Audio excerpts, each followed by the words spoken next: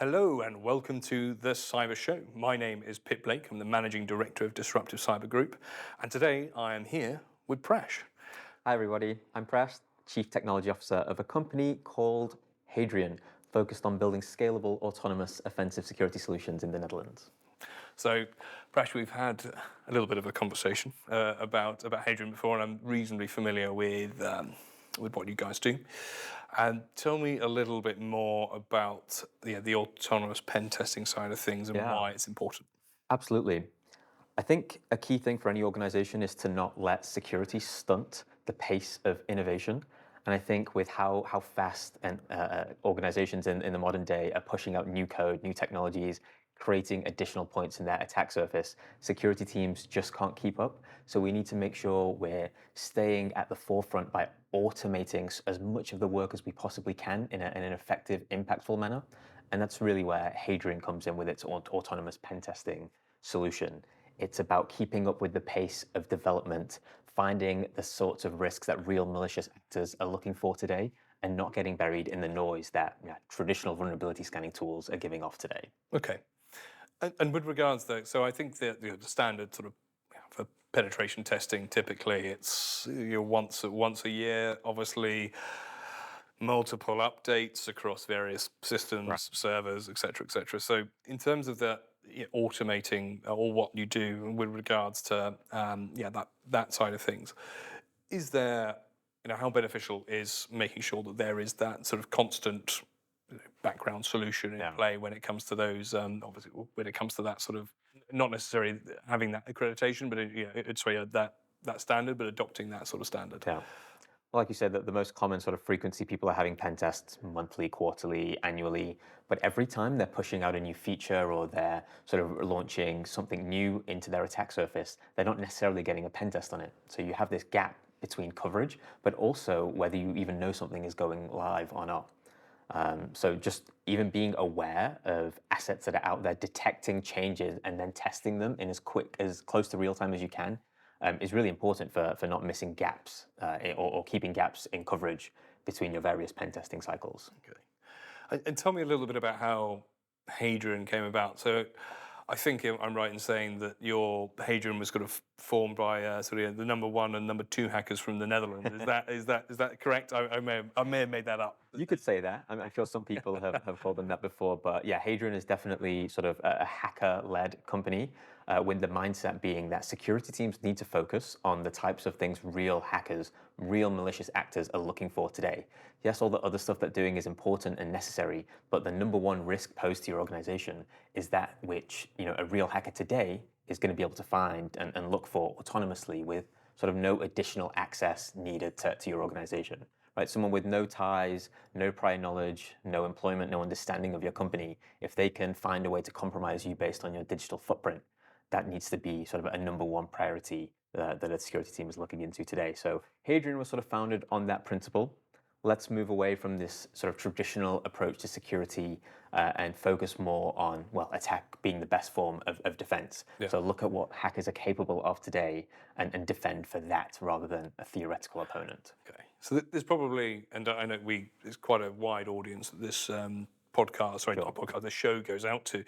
Um, a number of those may be penetration testers. How would they they're trying to automate my job? That's the case. I know that you do have penetration testers who are clients of yours, for Yeah. example. So what would you say to those who are sort of thinking that my job's being automated, that's Right. it, I'm done? What's the sort of That's rhetoric to that's them? a great question. I think we have a team of hackers, right? Like we personally employ hackers. We're not automating away their jobs. I think it's important to recognize the fact that we're a part of a pen tester's toolkit, right? Yeah. There's such a huge amount to be said for the human creativity aspect, right? You can't really replace the sort of the thinking pattern, the creative nature in which a real human is looking for vulnerabilities today. So we want to take away a lot of the grunt work that pen testers having to figuring out which endpoints to fuzz, where to spend time doing X or Y or Z manual component, keeping up with the boring stuff, keeping tabs on things that are changing. So when there is something new, interesting, suspicious, a pen tester can then go react to it and sort of work on the more creative, interesting parts of the job rather than the boring stuff. At the same time, any pen tester worth their salt is going to have their own toolkit of automations and tools, and we're just looking to build on top of that and create something that's going to be scalable for the rapid pace of development we're seeing right now today that maybe the traditional pen tester's toolkit hasn't been able to. Okay. And with new vulnerabilities, we know that they come thick and fast. Yeah. how how do you go about making sure that you sort of have the coverage of sort of the latest vulnerabilities? Obviously, we know that again, individual penetration testers have their own toolkit that they will utilize to try to expose those vulnerabilities. So how quickly can you automate one of those vulnerabilities or a new Yeah. vulnerability that comes out? I think we live in a world now where it's the resource pool, community driven, is immense, right? You see a new vulnerability drop and immediately see multiple proof of concepts. A big company makes a patch to their software. You're seeing people reverse engineering that patch to look for proof of concepts, which is, of course, good for the hackers, the malicious guys, but also good for the white hats as well in sort of creating tools to detect these kinds of vulnerabilities. But before you can even look at addressing the vulnerability, it's important to even know you have an asset that's using that vulnerable piece of software. So having an up-to-date inventory, knowing you're using a certain technology, knowing you're using a certain vendor, your supply chain, having an accurate sort of inventory of that is the first step in being able to react to these new things that are happening. It doesn't matter if there's a new 0 day in a certain version of WordPress that launches this morning if you have no idea you're even using WordPress in the first place. So that's certainly step one. And then, yeah, it's just plugging into your existing tooling, finding ways you can automate, a new proof of concept. Oftentimes it's quite simple, a couple of requests you need to send unauthenticated, but it can get a bit more difficult if you're having to sort of go down a bit of a rabbit hole or there's a bit of nuance. Maybe authentication or multiple follow-up requests needed to verify vulnerability. It can get a bit more difficult. Okay. And what we've typically, and something I've seen a bit of a trend in the industry, certainly from discussions I've had with various organizations, there's been a lot of focus on towards the blue team side of things. So when budgets are stretched tighter than they maybe ever have been in sort of where we are in terms of sort of those organizations spending money where they can on cyber. What and where does Hadrian fit? How would you encourage organisations to sort of say, actually, look, it's not just the blue team assets you need to sort of reserve for a little bit of cash for this sort of stuff? Yeah. I think any resilient cybersecurity program needs to have a strong focus on the blue team. Of course, it's a very important foundation. But we're seeing a lot of regulation up until now. Various different compliance frameworks have had this focus, the blue team focus, and we're starting to see even that shift now. Right, organizations are catching up and doing beyond the bare minimum. And before, doing beyond the bare minimum was even just having a red team or doing some sort of offensive exercises. But now we're seeing that become a key, almost fundamental part of a security team's strategy. So without the blue team, without the defensive stuff, you're not going to be able to go from the really cool, interesting vulnerabilities, getting that through the chain, getting it fixed, and prioritizing. Of course, all of that stuff needs to be in place first. But then if you're really looking to go beyond doing just the bare minimum and actually have a strong focus on protecting your users, your customers, your employees, offense has to come right in there and take more of a priority. But I suppose maybe it's more of a personal opinion piece, and maybe just slightly biased on the premise that it's given that working for Hadrian. But Sure. if what do you think about organisations who are just checking the box and doing the bare minimum with the blue team side of things? Is that naive? Is it stupid? It's I think it's certainly stupid. It's perhaps not naive in the fact that you have a certain amount of money to spend. You're only legally obliged to do a certain amount of work, and you're fulfilling those requirements. Fair, but are you actually sort of protecting your customers, your employees in the best manner possible? Or is there more you could be doing to protect that data? But now we're seeing the consequences of leaving these risks open is getting greater and greater, be it from fines or be it from a sort of brand reputation, that sort of thing. Cybersecurity is more essential, more important now than ever. So I think people are starting to recognize that and are having to go beyond the bare minimum. Yeah. And in terms of sort of where you get your intelligence from. So I imagine there is a fair amount that goes into the platform at the back end in order to, not just on the CVE side of things, but ultimately sort of where where those feeds come from. Yeah. What how do you find those? Who do you, well, not necessarily who do you use, because we don't want to give away your Sure. secret sauce, but what how do you go about selecting the right Yeah.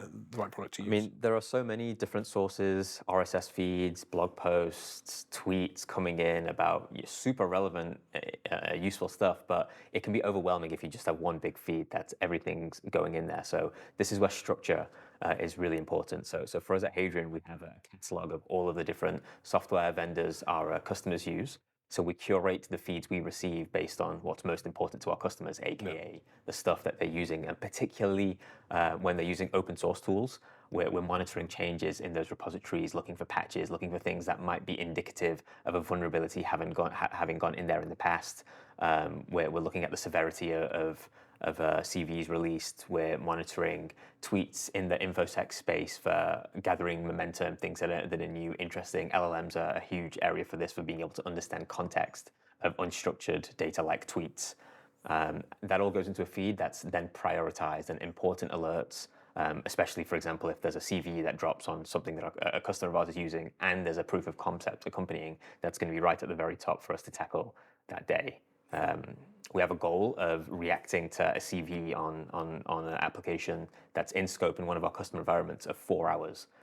So to be able to respond to that and sort of build a proof of concept or utilize an existing proof of concept and detect that vulnerability, it's a lot. And for that, you can't have the alert fatigue. You can't have just a barrage of noise going into a Slack channel. So, I mean, obviously, your tool could be utilized by an individual organization. Maybe they have their own SOC. They could be utilized by an MSSP. Yeah. Is there, with regards to sort of the differential in your client base? Obviously, that 4 hour time frame is incredibly important. Absolutely. So, in terms of sort of how you cater to those particular different clients, I imagine is there sort of a different way that you would notify, say, MSSPs who may have multiple clients? Is it sort of a phone call? By the way, Yeah. are you looking into this? Right. That will depend on the severity and the confidence we have in a particular finding. If we found a proof of concept, something on a customer environment that immediately needs work, we're going to be calling every number we can find, trying to get through to them and let them know, hey, they need to fix this ASAP. Other times it might be an advisory type thing. Hey, we see you're using this piece of software, this vulnerability launched this morning. We can't quite prove it because you have X, Y, or Z mitigating factor, but you probably want to do something about that. That's going to be, less urgent, less of a priority. And that sort of applies to every notification we send out at Hadrian today. So our regular users, about typical things that we're finding. It's all about prioritizing real world impact, right? Like, yes, every vulnerability is going to have some level of impact, but we need to look at that against the actual business context, the true risk to the business, and that's how we prioritize. And something that I love about the Hadrian platform, so I have had a look, did a little bit of research, is that sort of visualization piece that you have, and obviously flashing up in bright red, something which is super risky. But how does that sort of differentiate you? So maybe sort of I'll lead. That could be part two of the question. The first part, because I know a friend of mine had a look at the Hadrian platform. Typically, was very skeptical about sort of generally sort of automated pen testing platforms. Sort of said that most of them aren't really worth the look in. Saw what Hadrian were doing and thought, actually, that's pretty clever. And I know that part of that was the visualization element of it. So, how would you firstly answer the sort of the skeptics about around the automated pen testing platform? Where do they sit and how important they are, and what's different that Hadrian do? And then in terms of that visualization piece, I know that's a bit of a from my perspective, something that was quite important. Yeah. I think autonomous pen testing can be a bit of a misnomer depending on how you define pen testing. I don't see the work that we do replacing a pen tester, tomorrow. For example, for us, it's all about having a system that can continuously and autonomously monitor your digital risk, right? You can't have a pen test team 24/7, got eyes on your attack surface, knowing what team is pushing what piece of software. The large organizations today have tens of thousands of software engineers pushing out millions of lines of code per week. You just cannot keep up with with that when your security team is 10% or 5% the size of your engineering team. So I think that autonomous piece, being able to scale your red team up to the same levels as your engineering team is massively important. And attack surface management, continuous red teaming, automated pen testing, whatever you want to call it, is a very important part of a CISO's armory. In terms of what Hadrian does different, I think you touched a little bit on it already with our user experience. I think anyone that's been in the space for a while and used these traditional security tools, particularly in the offensive space with vulnerability scanning, they're used to these god-awful interfaces that you have to spend time and effort into learning, but you're also bombarded with different features, lots of data, and instead we take a very opinionated approach, and we try to provide a very simple user interface that's unlike similar cybersecurity tools, right? We're not trying to bombard you with functionality. Look at all these different things we can do. Instead, we have a core focus on finding everything we can about you online and then continuously looking for risks in those things that we're finding. And that's it, right? That's sort of what makes us different, is our laser sharp focus on eliminating risk posed to your organization. That's probably by far why we're sort of at the stage that we're at, because we're able to find results that just other tools aren't able to in the space yet. Okay. And I know you're sort of reasonably early on in the Hadrian journey, and what you've built so far is superb. And I know you've got a number of organisations which sort of rave about what you've built already, which is great. Now, obviously the show is the future of cyber resilience. Yeah. It's sort of what we're aiming to achieve. Now, with regards to Hadrian's roadmap, what it looks like, and maybe even make a few predictions if you want. Yeah, definitely. What is it that the future of your product holds, and what is it that you see the problem of with regards to cybersecurity you see it addressing? I think with the rise of LLMs in the last couple of years, I think the challenges faced are greater than ever, but also they're ramping up faster than they've ever been. So for us, the only way to combat that is also with LLMs, machine learning, AI. What I don't see us doing is making an all-in-one sort of AI hacker that's autonomously going to go in and just sort of perform all of your hacking for you. But what I do see for us is a bigger investment in machine learning as a whole and how that can be applied to offensive security. Now, safety is a massive concern in this area, right? We're teaching an agent how to compromise other organizations when you take a step back and look at what we're actually doing. But I think this has to be the way forward, so at least working towards some way in which we can scale things like authenticated testing, internal testing, with a big focus on using machine learning LLMs as well. And this also has to be part of any red teamer's toolkit as well, right? Working alongside an AI or a machine learning agent to help you perform your day to day. And I think as LLMs get better, smarter, more available, the sophistication of the attacks that we're going to be seeing is just going to be rising and rising. So we need to get just as sophisticated, need to innovate just as much ourselves, seeing what real attackers are doing, what real adversaries are doing, to make sure we're finding those risks first, so you can mitigate them. Well, I know that part of your sort of demo process is sort of asking permission and saying, "Hey, do you mind if we do this?" Yeah. How obviously, as things get more sophisticated, as your product and platform improves, and again starts maybe sending traffic out, which is less likely to be picked up. I imagine you've probably had a bit of pushback already from organisations saying, "Oh, okay, maybe we're not so keen for that." How do you address those issues, and how much pushback do you usually get from that permission? So I think the thing that we need to tell our customers or potential customers to remember is that we're not installing anything in their network, in their infrastructure. All of the traffic that they'd be receiving comes from our servers, reaching things that are public or internet facing that belong to them. So if we can touch it, a hacker can touch it. So why would you not let us? Right? It's typically is it's a trust factor, right? Like they want us to be careful and maybe not find too much or whatever might be the case. But the reality is, if we're able to touch it and find a risk, then a real malicious entity is as well. So it's much better that we find it first. And have you ever had a situation where you sort of do your demonstration about as many red flags, the dashboard's lit up with red flags, and you say, "Hey, guys, you should you should really look at some of this. Has there ever been a situation where it has almost been mission critical for an organisation from the get go of you running those running your initial scans? Yeah. Um, it happens a lot more than Don't it mention should. No, don't mention we names. won't mention any names. But unfortunately, it does happen more than it should. So many organizations today, household names that you would have definitely heard of, have security postures that really need a lot of work in this day and age. And I think change is happening. Look, they're looking at tools like ours. But yes, we found 10 criticals and 30 high severity risks they already knew about because it's been open for the last year and they haven't gotten around to fixing it yet. It's still a pretty common problem today. What do you think the reason is that they've not fixed those problems? A lot of it comes down to budgets and archaic practices, right? Those are two big driving factors, just security not being a priority, particularly in these more legacy, traditional type organizations.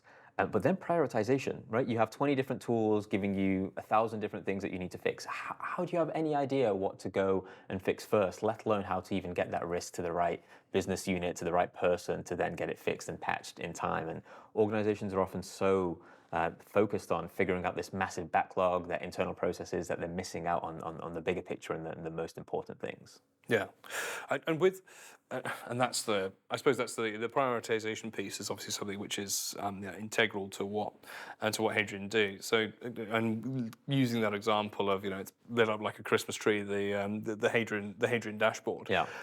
If, as you say, you've got multiple cases of varying severity, where do you start? Where do you advise that?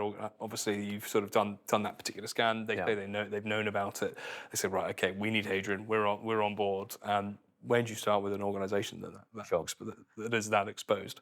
I guess this starts at a higher level than the CISO, than the security team themselves, right? An organization needs to know what's mission critical to them. If one part of their business was impacted, what's going to have the absolute biggest risk to their operation, to their existence? And that has to be step one, identifying those crown jewel, those tier zero assets. And we can do that in an autonomous fashion in as much way as we possibly can, right? Even for a security team, there are ways to figure out what's important, looking if a certain asset houses employee data, PII of their customers, of their users. If something's a HR portal, the different measures that they have in place, the different data that they're storing can be a massive indicator of what the biggest risk is. So yes, identification is key. And then secondarily, looking at mitigations that they have in place, that the likelihood of something going wrong.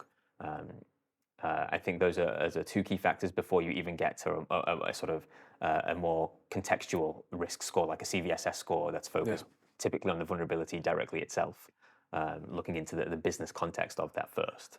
And I would say that your visualization, you mentioned there about going into above the CISO into that sort of higher C-suite, and actually your visualizations when you can showcase as like this is how exposed that you are Right. is Right. really important. I had a previous engagement with a client with a CISO who he was printing off emails simply to say we've found these vulnerabilities, we need to deal with them, and it was, no, we don't have budget for that. We can't do this. And I suppose, and just like with how all the Excel and PowerPoint graphs of old were sort of showcasing, this is the problem when you can visualize that, and especially in the unique way that Hadrian does it. I imagine that's quite powerful for, have you ever been to, even when you've done all of that sort of grunt work to showcase just how, how exposed an organization is, have you ever had a message from sort of the top C-suite saying, no, we're still not going to do